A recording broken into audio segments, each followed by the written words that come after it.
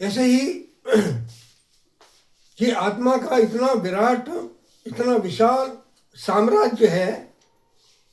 अगर आप एक बार आत्मा को समझ जाते हैं, महसूस कर लेते आपको आत्मा, तो वो आत्मा अकेली नहीं रहेगी। उस आत्मा में आपके राधा कृष्ण भी आ जाएंगे।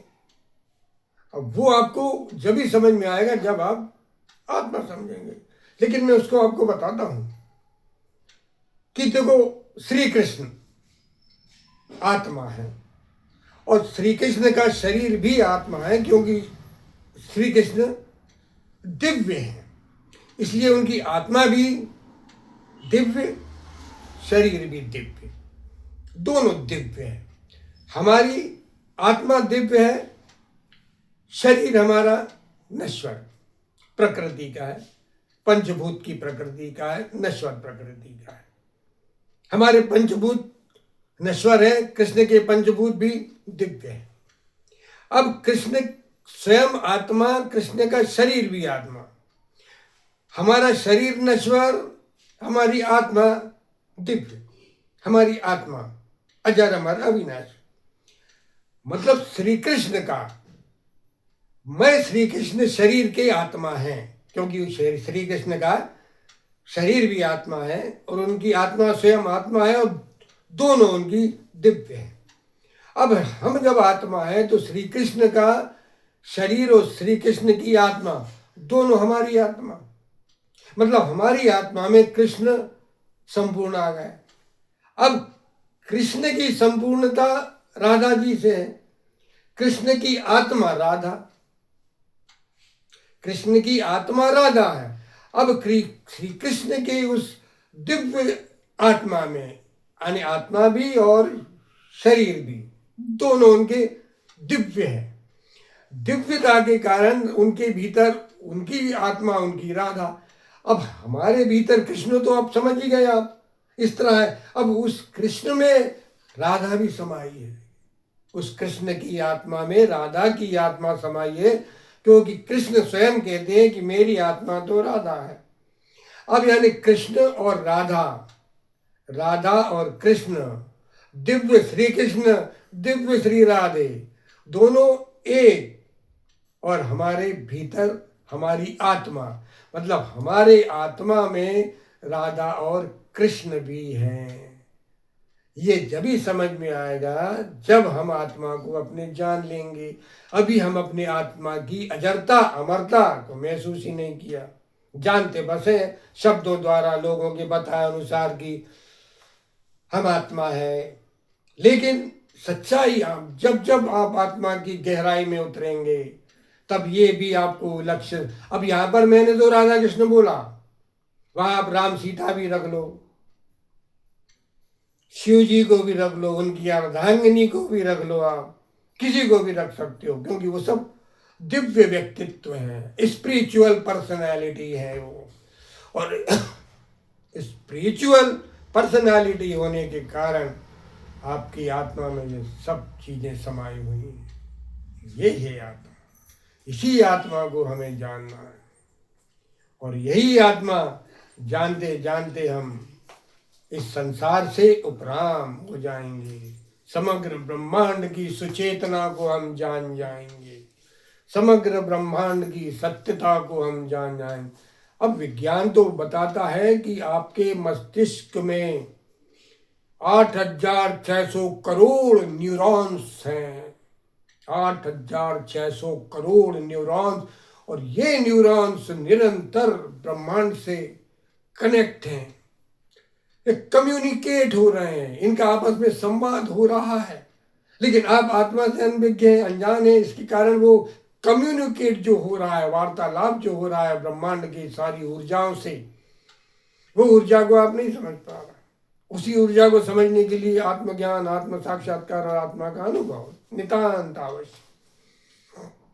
जिस दिन आपको ये समझते हो कि विज्ञान ने तो बता दिया कि आपके मस्तिष्क में इतना बड़ा साम्राज्य है न्यूरॉन्स का, और ये सारे न्यूरॉन्स उसी ऊर्जा से कनेक्ट, मतलब यह ऊर्जा ही उनमें समाई हुई है, इसलिए वो एक्टिवेट है वो डिसएक्टिवेट नहीं, एक्टिवेट है वो सारे न्यूरॉन्स, 8,600 करोड़। और ये 8,600 करोड़ न्यूरॉन्स सारे ब्रह्मांड की सूचनाएं आपको भेज रहे हैं, और आपकी सूचना ब्रह्मांड को भेजी जा रही है। मगर हम दोनों तरफ से अनभिज्ञ हैं, अपने आप को नहीं जान पाए। इसलिए श्री कृष्ण को भी आप समझ लोगे, आप राधा को भी समझ लोगे, आप परम अस्तित्व को समझ लोगे, क्योंकि कृष्ण ही राधा है, राधा ही कृष्ण है।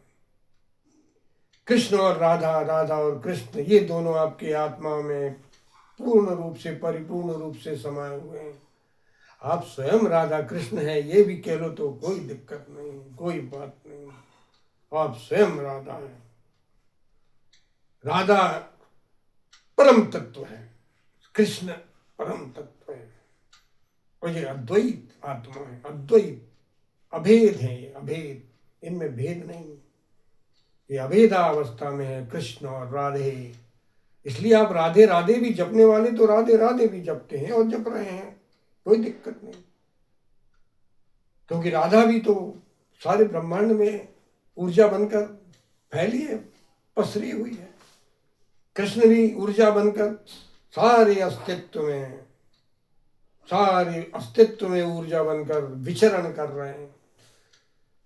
निरंतर आप सुमिरन में रहिए, निरंतर आप उस आत्मा रमण में रहिए, अपने होने में रहिए, अपने होने को समझिए। आप समझेंगे कि आपको बार बार आप कहते हो मैं तो हूँ। अगर हम आपसे कहें कि क्यों आप मर गए क्या, अरे नहीं नहीं हम हैं।